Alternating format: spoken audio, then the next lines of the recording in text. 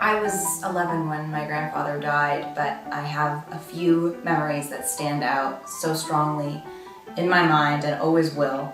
And one of them is from when I think I was about 5 years old, and I had just finished that lesson in kindergarten where everything sort of clicks together and you kind of get the concept of sounding out a word and reading. And we had just arrived in the house at Locust Valley, which they lived in until they both passed away, my grandparents. And I was greeting my grandparents and everyone was saying hello and exchanging hugs, and I said, "Grandpa, I learned to read today." And that was accurate. I actually learned that day in my mind. That was the day I learned to read. And he said, oh yes, is that so? And we went into the living room area, which, I remember was filled wall to wall with books. Every book you could even imagine ever wanting to read was in that room. And it sort of drew you there as soon as you entered the house. It was like all roads led to this living room.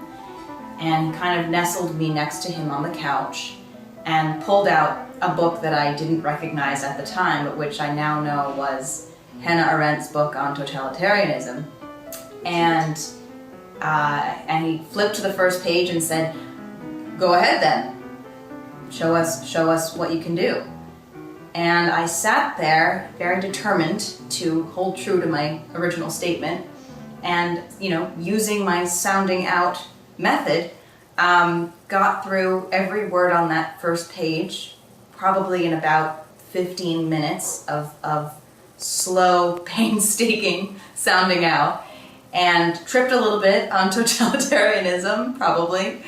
And by the end, I was probably near tears, but had sort of stuck to my guns.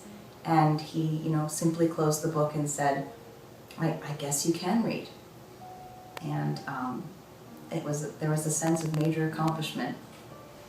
Grandpa was one of the people in my life, and I think in many people's lives, who underscored the importance of reading and writing every time you saw him and every interaction that you had with him. And in this day and age, where we only ever correspond with emails, I do remember having a pen pal, and that pen pal was my grandfather. And from the first time that I had finally learned how to write well enough to write a letter, he insisted that we correspond with letters. And I said, "Well, Grandpa, I can write you a letter, I guess, but if we're going to be pen pals, then I insist that you call me by my pen pal name, by my pen name." And I wish to be called Wolfgang. And I had just sort of been introduced to classical music, and it was important to me that I not just be Lucy if I'm going to take the trouble to write things down for him. So every time a letter came for me in the mail with his, scrunched handwriting on the address, I knew that there would be a Dear Wolfgang inside, and there always was.